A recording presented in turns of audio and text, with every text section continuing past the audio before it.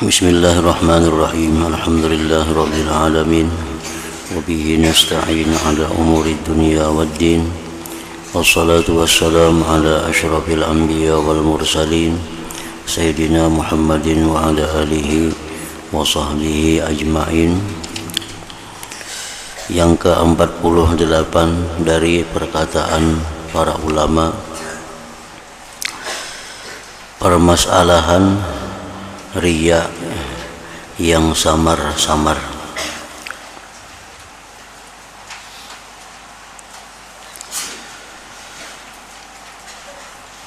Cukupkanlah untuk kita mengetahui halusnya dan tersamarnya, tersembunyinya masalah riya ini apabila kita melihat kepada apa yang telah diriwayatkan oleh Imam Abul Qasim Al-Qushairi rahimahullah ta'ala, yang beliau nukil daripada Abu Yazid radhiyallahu anhu. Ia berkata, adalah aku selama 12 tahun mendidik diriku.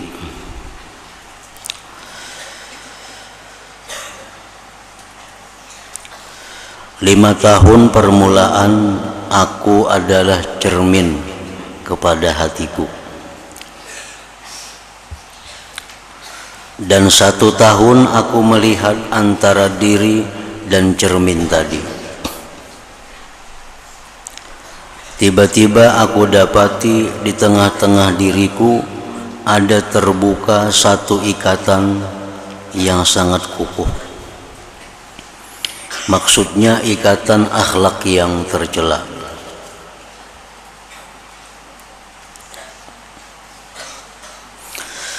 Lalu aku berusaha menghilangkan selama 12 tahun.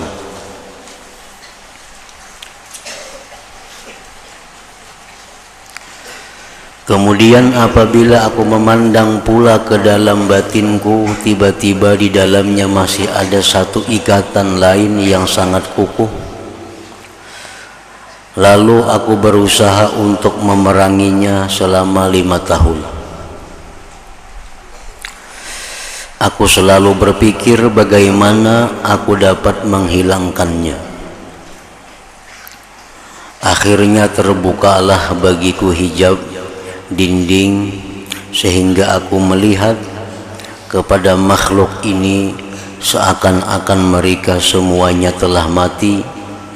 Lalu aku pun bertakbir 4 kali karena kematian mereka.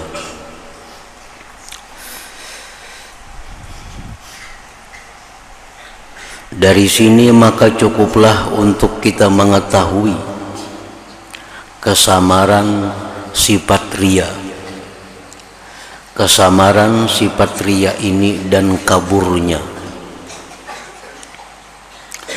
Apabila ianya masih kurang jelas ke atas seorang sufi yang seperti Syekh Abu Yazid, yang susah kita mencari tandingannya. Artinya bahwa sifat yang namanya riya, sifat yang namanya riya itu adalah di mana beramal, beribadah bukan karena Allah. Sifat riya beramal, beribadah untuk mencari sesuatu daripada makhluk, seperti minta puji, beribadah seperti minta hargai kepada manusia, beribadah seperti minta nilai kepada manusia. Nah, maka itu adalah satu sifat yang sulit dibuangi, yang sulit dibersihkan dari hati manusia. Sampai Imam Abu Yazid, beliau selama 12 tahun hanya bisa membersihkan diri daripada sifat riya itu. Sembahyang supaya dinilai orang ahli sembahyang, Bersedekah dinilai supaya dinilai orang yang sosial, pemurah. Menuntut ilmu dinilai orang supaya ahli menuntut ilmu. Menuntut ilmu dengan tujuan agar mendapatkan kedudukan yang terhormat di masyarakat. Menuntut ilmu agar dihargai orang. Menuntut ilmu agar dimuliakan orang. Nah, itu adalah sifat-sifat riya, sifat-sifat yang karena Allah yang sulit dibersihkan dari hati kita.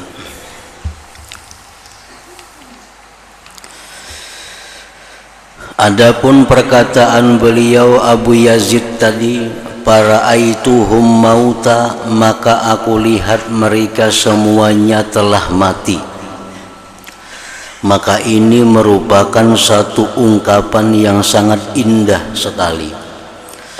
Sedikit sekali didapati orang yang dapat membuat ungkapan seperti ini selain daripada para anbiya.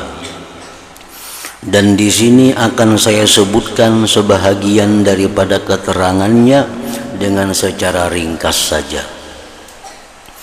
Jadi artinya bahwa Abu Yazid ini beliau bisa membersihkan hati daripada riya itu sesudah melihat bahwa manusia itu semuanya ternyata adalah mati. Nah, begitu melihat manusia itu ternyata sudah mati, maka disitulah beliau bisa bersifat dengan ikhlas. Disitulah bisa menghilangkan riya dari hati. Makna ungkapan ini ialah bahwa beliau Imam Abu Yazid telah bersungguh-sungguh sekuat tenaga dalam bermujahadah. Maka bersihlah dirinya dan bercahaya hatinya.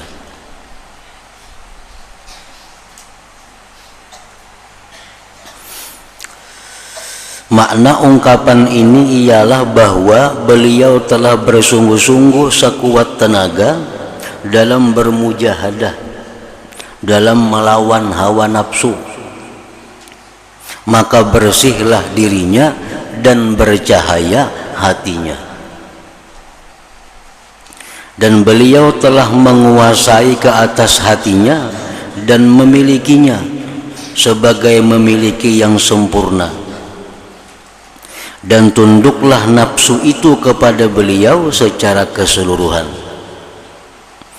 Nah, ketika itu beliau melihat kepada seluruh makhluk ini, maka beliau mendapati mereka semua laksana orang mati yang sudah tidak ada hukum yang berlaku lagi ke atas mereka.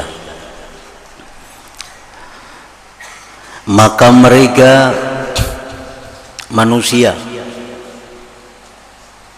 tidak dapat memberi mudarat dan juga tidak dapat memberi manfaat. Nah, manusia tidak dapat memberi mudarat dan juga tidak dapat memberi manfaat. Seperti yang disebutkan dalam sebuah hadis, bahwa andai kata seluruh alam berusaha untuk memudaratkan engkau, maka tidak akan terjadi kalau itu tidak diizinkan oleh Allah. Seluruh alam berusaha memberikan manfaat kepada engkau. Seluruh alam berusaha mendidik engkau. Kada akan bisa terjadi, kada akan berhasil kalau itu tidak diizinkan oleh Allah. Nah, itu menunjukkan bahwa seluruh alam manusia khususnya seperti orang mati. Orang mati kaulah memberi manfaat lawan kita nyebagarak kerja kada kawa. Kaulah orang mati memberi mudarat kepada kita kada kawa. Nah, manusia ini laksana orang mati.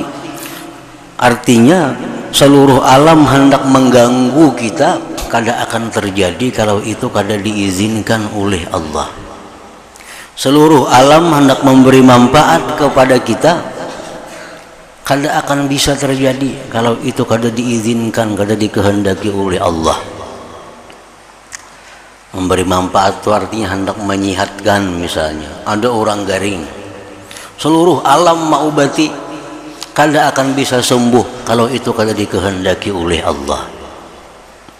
Ada orang yang ahli maksiat, seluruh alam memberi nasihat kepadanya, seluruh alam memadahinya, kada mampan kalau orang itu kada dikehendaki oleh Allah. Orang ini bodoh, orang ini kada pemahaman, kada pahapalan, kada pengertian, seluruh alam membisainya, mendidikinya, kada akan bisa kalau kada diizinkan oleh Allah Subhanahu wa ta'ala. Nah, itu pengertian pertama, bahwa manusia itu adalah laksana orang mati, kada bisa berbuat apa-apa kalau kada diizinkan oleh Allah. Dan mereka tidak dapat memberi sesuatu apapun, dan mereka tidak dapat menahan sebarang pemberian. Kalau Allah hendak memberikan seseorang kemuliaan, seluruh alam menahan, kada akan bisa terjadi. Kalau Allah hendak menghinakan seseorang, seluruh alam berusaha menolak, kada akan bisa terjadi, pasti orang itu menjadi hina.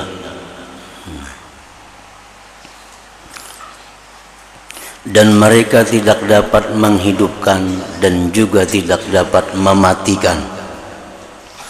Dan mereka tidak dapat mengubah sesuatu dan juga tidak dapat memutuskannya sesuatu. Mereka tidak dapat mendekatkan sesuatu dan juga tidak dapat menjauhkannya sesuatu. Mereka tidak dapat membahagiakan dan juga tidak dapat mencelakakan. Mereka tidak dapat memberi rezeki dan juga tidak dapat menahan rezeki. Kalau Allah hendak mengayakan seseorang, siapa saja menahan kada akan bisa. Allah hendak menyugihakan orang ini, maka rezeki akan datang kepadanya kiri kanan, muka belakang, atas bawah. Kada akan bisa menahannya siapa jua pun. Tapi kalau Allah hendak memiskinkan seseorang, nah apapun usaha kada akan bisa jua menahannya. Orang itu pasti jatuh miskin. Mereka tidak dapat memberi rezeki dan juga tidak dapat menahan rezeki. Mereka tidak memiliki bagi diri mereka apa-apa kemanfaatan atau kemudaratan, dan mereka juga tidak memiliki mati, hidup, dan kebangkitan. Nah, maka inilah sifat-sifat orang mati.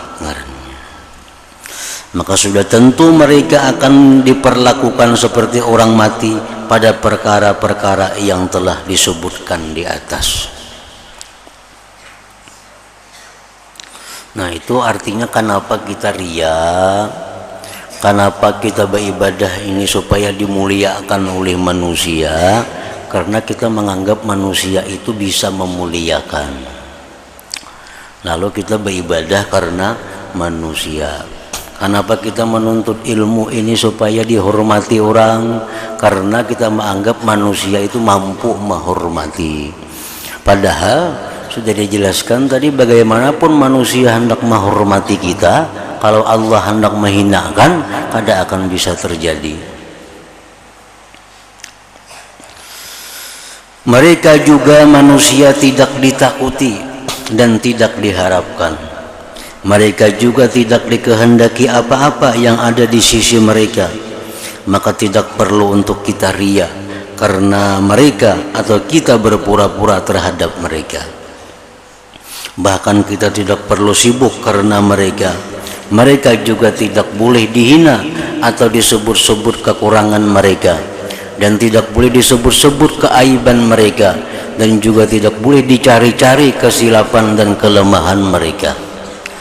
Kita tidak boleh hasut atau merasakan terlalu banyak karunia yang diberi Allah kepada mereka. Bahkan mereka manusia sepatutnya dikasihi dan diterima keuzuran mereka. Namun hukum-hukum Allah seperti hudud, tetap wajib kita laksanakan ke atas mereka yang berkenaan sesuai dengan kehendak syara. Dan sifat yang telah kami sebutkan di atas tidak menghalangi akan pelaksanaan hukum hudud. Dan walaupun hukum hudud perlu kita laksanakan, namun tetap kita menutupi keaiban mereka seperti halnya orang yang sudah mati. Dan apabila mereka disebut dengan tidak baik oleh seseorang, maka mesti kita melarangnya, seperti mana kita dilarang daripada menceritakan sebarang keaiban si mati. Kita tidak membuat sesuatu karena mereka, dan begitu juga kita tidak meninggalkan sesuatu karena mereka. Dan kita sama sekali tidak akan terhalang daripada membuat sebarang ketaatan dengan sebab mereka. Seperti halnya kita tidak terhalang daripada melakukan sebarang ketaatan dengan sebab orang yang telah mati. Jadi kita tidak perlu ambil peduli dengan pujian mereka, dan kita tidak menghendakinya. Dan juga kita tidak benci kepada sebarang celaan mereka, bahkan celaan itu tidak perlu untuk dijawab. Ringkas kata bahwa mereka itu seperti tidak ada pada segala perkara yang telah kita sebutkan tadi, karena mereka sebenarnya ditadbirkan di bawah hukum-hukum Allah Ta'ala. Maka siapa yang bermuamalah akan mereka dengan cara yang telah kami sebutkan ini, niscaya ia akan menghimpunkan segala kebaikan dunia dan akhirat. Kita memohon akan Allah yang maha mulia agar kita senantiasa mendapat taufik daripadanya. Amin ya rabbal alamin. Maka sekedar ini cukuplah menjadi peringatan dan huraian kepada apa yang telah diperkatakan oleh Syekh Abu Yazid rahimahullah tadi. Wallahu a'lam. Jadi kesimpulannya bahwa untuk mendapatkan ikhlas, untuk mendapatkan sifat yang namanya ikhlas itu tidak ada jalan lain selain bahwa tauhid yang kuat. Tauhid yang kuat itu apa artinya? Meyakini seyakin-yakinnya bahwa yang memberi bekas itu hanya Allah. Yang lain daripada Allah tidak ada daya dan upaya. Nah, bila tauhid itu mantap, maka bisa beribadah dengan ikhlas. Nah, selama kita menganggap bahwa manusia itu bisa memberi, manusia bisa menyayangi, manusia bisa menghormati, manusia bisa memuliakan, manusia bisa menghinakan, selama kita bisa beranggapan demikian, kadakawa bersifat ikhlas. Kadakawa bersifat ikhlas. Pasti kita beribadah itu ada tujuan kepada manusia. Nah, jadi ikhlas itu merupakan cabang atau anak daripada tauhid yang kuat. Ke-49 dari perkataan para ulama, berkata Imam Al-Junaid Al-Baghdadi rahimahullah ta'ala, telah berkata Imam As-Sari rahimahullah ta'ala, wahai para pemuda, bersungguh-sungguhlah kamu sebelum kamu sampai seperti keadaan aku sekarang ini. Maka kamu akan lemah dan taksir seperti mana aku telah menjadi lemah dan taksir. Berkata Imam Junaid Al-Baghdadi rahimahullah, sebenarnya ketika Imam As-Sari berkata perkataan ini, anak-anak muda tidak dapat menyamai kesungguhan dalam berbuat ibadah. Imam Sari As-Sakati, gurunya Junaid Baghdadi, berpesan kepada para pemuda, kepada yang anum-anum, Jarsidin, gunakanlah masa anum itu untuk beribadah kepada Allah. Karena sudah Tuhan yang kayak aku inilah sudah lemah daripada beribadah. Padahal lemahnya sidin beribadah di waktu tuha itu masih kuat dibanding nang anum-anum di masa itu.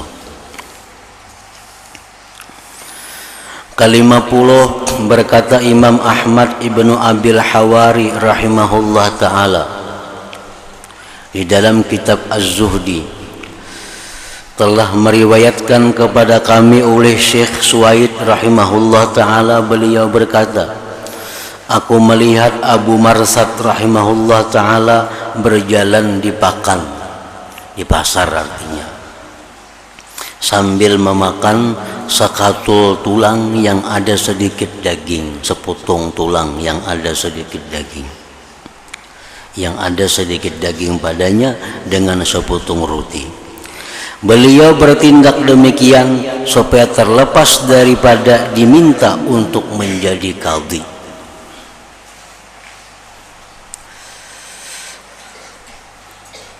Abu Marsad orang yang dikenal kealimannya. Lalu beliau ini diingini oleh raja diangkat menjadi qadhi. Qadhi itu bahasa kita ya kayak hakim. Ada orang berperkara sidin memutusakan, ada orang bermasalah baik urusan rumah tangga, urusan perdagangan, urusan apa, itu biasanya qadhi yang memutuskan. Nah, Abu Marsad ini kada hendak jadi qadhi itu. Nah, kayak apa caranya supaya orang yang memilih sidin menjadi qadhi? Lalu sidin berjalan di pasar sambil makan roti lawan daging keliling-keliling di pasar, supaya disangka orang sidin itu orang nang kurang berpendidikan, supaya disangka orang sidin itu orang nang kurang berakhlak. Kenapa di pasar nang sambil makan roti, makan daging, putar-putar di pasar. Nah, akhirnya sidin kada jadi ditunjuk orang menjadi qadhi. Nah, itu tujuan sidin. Karena jadi qadhi itu dalam hadis disebutkan, jadi qadhi itu 3, 2 nang ke neraka, hanya 1 nang selamat. Artinya orang jadi qadhi itu banyak nang celaka, hanya 1 dibanding 3, hanya 1 yang selamat. Nah, itu yang ditakutkan oleh beliau, sehingga beliau kada mau menerima tawaran menjadi qadhi tadi. Dan satu cerita lagi yang hampir sama dengan ini ialah cerita Sufyan Ats-Tsauri radhiyallahu ta'ala anhu, ketika beliau dipaksa masuk menghadap Amirul Mukminin. Lalu beliau berlakunya seperti seorang gila yang menyapu-nyapu hamparan sambil berkata, alangkah indahnya hamparan ini, berapa kamu beli? Saya hendak pergi kencing. Maka dengan tindakannya itu beliau diusir daripada istana. Maka dengan cara ini beliau dapat menjauhkan diri daripada mereka dan dapat selamat dari perintah mereka.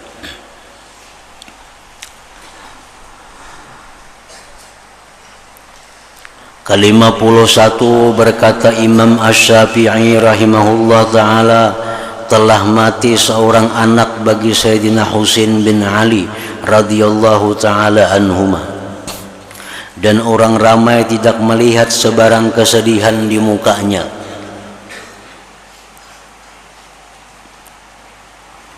Sayyidina Husain cucu Rasulullah sallallahu alaihi wasallam, beliau kematian anak. Mati anak sidin, kada ada sedih muha, bahkan sidin tertawa mati anak. Biasa orang mati anak tuh sedih muram muha, ada ini kada sidin kada sedih. Lalu ada yang mencela beliau karena yang demikian itu. Jurang Husain tuh kada sayang kalau lawan anak mati pina kada ada sedihnya. Maka Husain terus menjawab, kami adalah satu keluarga yang meminta sesuatu kepada Allah Ta'ala, lalu Allah Ta'ala memberi akan kami, dan apabila Allah Ta'ala menghendaki sesuatu yang kami tidak sukai, maka pasti kami ridha akan dia. Nah, jadi artinya Sayyidina Husain, buat apa kami sedih kematian anak? Kami ini satu keluarga yang diberi Allah satu titipan, diberi Allah satu pinjaman. Bila mana Allah mengambil, kami senang, kami ridha dengan apa yang diambil oleh Allah Ta'ala itu. Kayak kita aja diberi pinjamnya orang sepeda motor, diambil dulu sakit hati lah. Karena mau kalau karena pinjaman juga. Nah itu yang dimaksud dengan Sayyidina Husin ini. Ke-52 berkata oleh Ahmad ibnu Abil Hawari rahimahullah ta'ala, aku pernah mendengar Abu Sulaiman berkata pada anak muridnya, aku pernah mendengar Abu Sulaiman berkata kepada anak muridnya, kami tidak mencintai orang yang kami cintai kecuali karena ia taat kepada gurunya. Sedangkan engkau tidak mau mendengar perkataanku. Aku telah perintahkan supaya engkau jangan meletakkan tanganmu pada bubur sarit, sejenis bubur yang sangat sedap. Maka sekarang angkatlah tanganmu daripadanya. Jadi di sini artinya bahwa kecintaan itu merupakan buah daripada ketaatan. Kepada siapapun itu berlaku. Kenapa Allah sayang lawan kita? Karena kita taat kepada Allah. Kenapa atasan sayang kepada bawahan? Karena bawahan taat kepada atasan. Kenapa guru sayang dengan murid? Karena muridnya taat kepada gurunya. Nah, jadi siapapun bahwa cinta itu adalah merupakan buah daripada ketaatan. Ke-53 Sa'id bin Jubair radhiyallahu taala anhu melihat kepada anaknya, lalu beliau berkata kepadanya, sebenarnya aku tahu ada satu perkara yang paling baik yang ada pada dirimu. Lalu dikatakan orang kepadanya, apakah perkara itu? Sa'id bin Jubair menjawab, dia mati lalu aku mendapatkan pahala di atas kematiannya itu. Jadi Sa'id bin Jubair lawan anak sidin bahwa pada diri anakku ini ada sesuatu yang sangat baik terhadap aku. Jerurang napa? Nah, anakku tuh mati lalu aku sabar menerimanya, maka itu mendatangkan pahala yang besar kepada aku. Ke-58 berkata Imam Abu Bakar Al-Musili. Ke-54 berkata Abul Hasan Al-Madaini radhiyallahu taala anhu, pernah seorang berkata kepada perempuan Badawi yang kematian anak, alangkah baiknya kesabaranmu terhadap anakmu.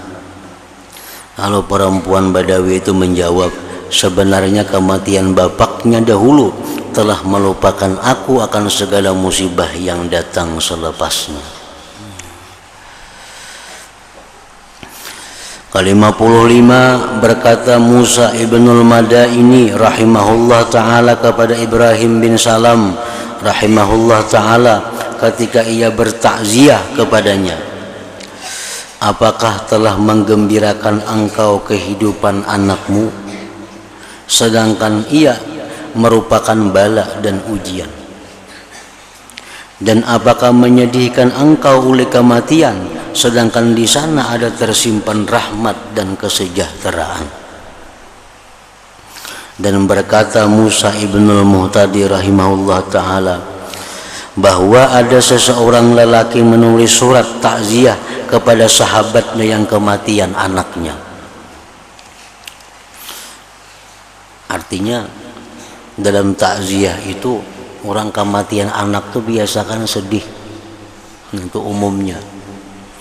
Lalu dalam takziah itu dinasihatkan, ikam sedih kematian anak, sedangkan anak ini andai kata dia hidup, dia panjang umur, belum tentu memberi manfaat kepada engkau. Bisa-bisa anak ini maulah bala kepada engkau. Kan banyak orang yang karena musibah, karena bala, bahkan hampir gila karena anak tuh banyak. Nah, jadi anak ini mati jangan terlalu disedihi, jangan terlalu berkabung. Belum tentu anak nang dikasihani ini amunnya umur panjang memberi manfaat kepada engkau. Nah sedangkan inya mati ini engkau sabar, itu jelas mendatangkan manfaat kepada engkau, yaitu pahala yang besar.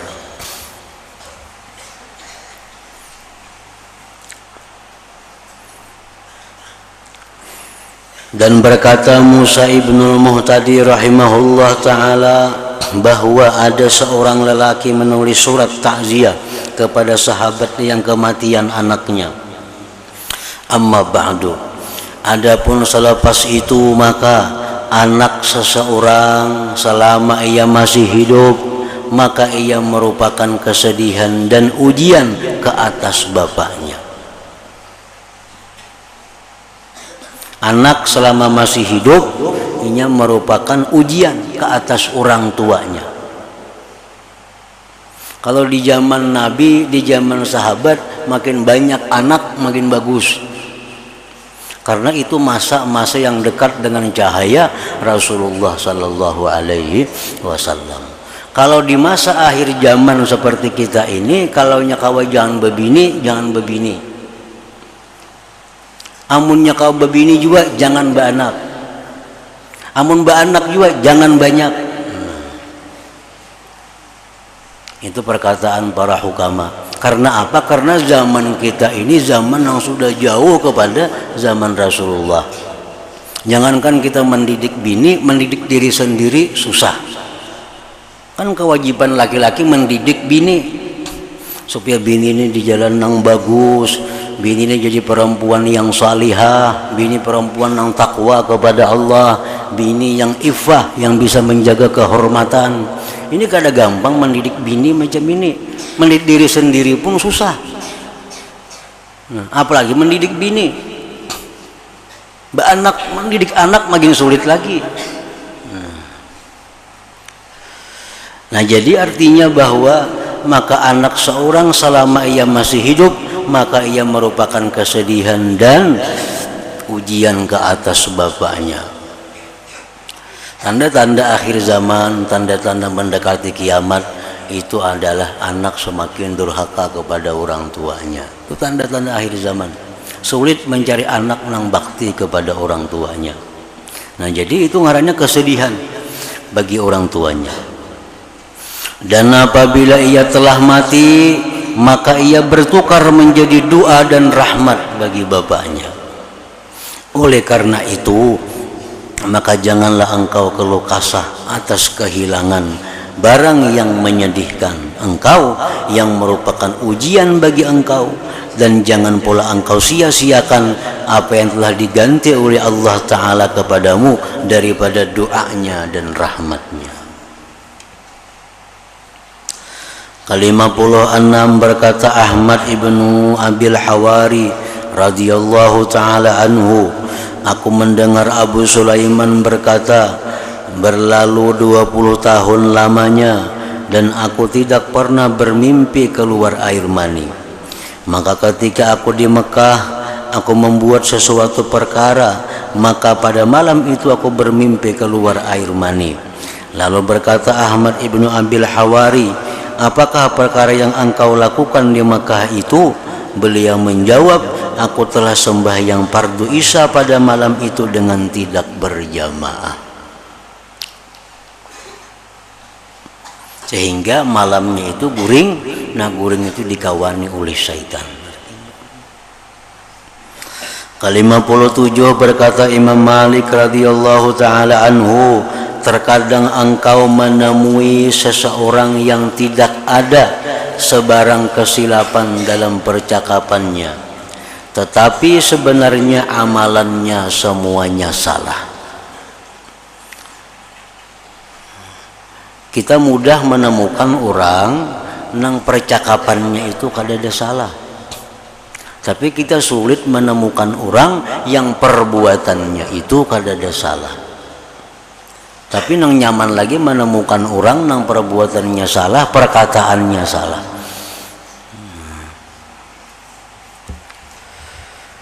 Menemukan orang yang perkataannya salah, perbuatannya salah, itu lebih mudah. daripada menemukan orang yang perkataannya bujur, perbuatannya salah. Yang lebih sulit kita temukan adalah orang yang perkataannya bujur, perbuatannya itu bujur.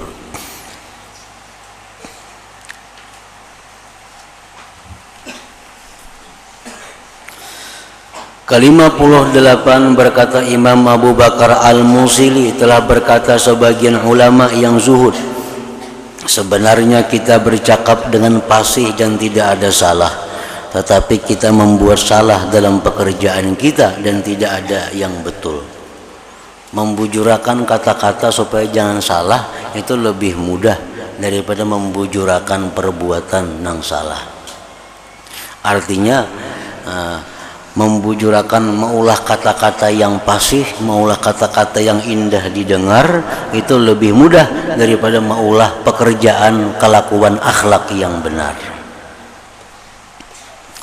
Dan berkata seorang ahli syair, lam nu'ta min jahlin walakinnana nasturu wajhal ilmi bil jahli nakrahu annal hana fi qaulina wa ma nubalil lahna bil fi'li.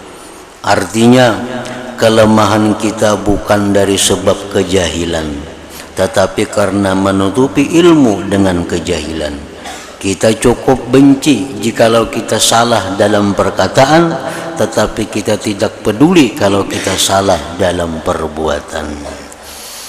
Nah, selanjutnya ke-59.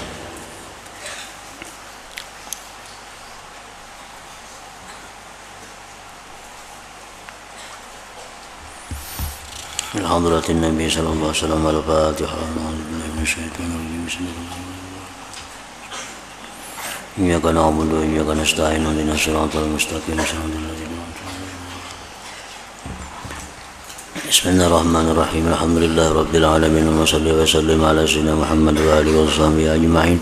Allahumma ighfir lana ma khata'na wa ma ta'ammadna wa ma asrarna wa ma a'lanna wa ma asrafna wa ma anta a'lam bihi minna antal muqaddim wa antal muakhir la ilaha illa anta. Allahumma nafa'na bima 'allamtana wa 'allimna ma yanfa'una wa zidna fahma wa ilma wa 'amala wa huda wa tawfiqa bi rahmatika ya arhamar rahimin. Sallallahu alaihi sayyidina Muhammad wa alihi wa sallam. Alhamdulillah.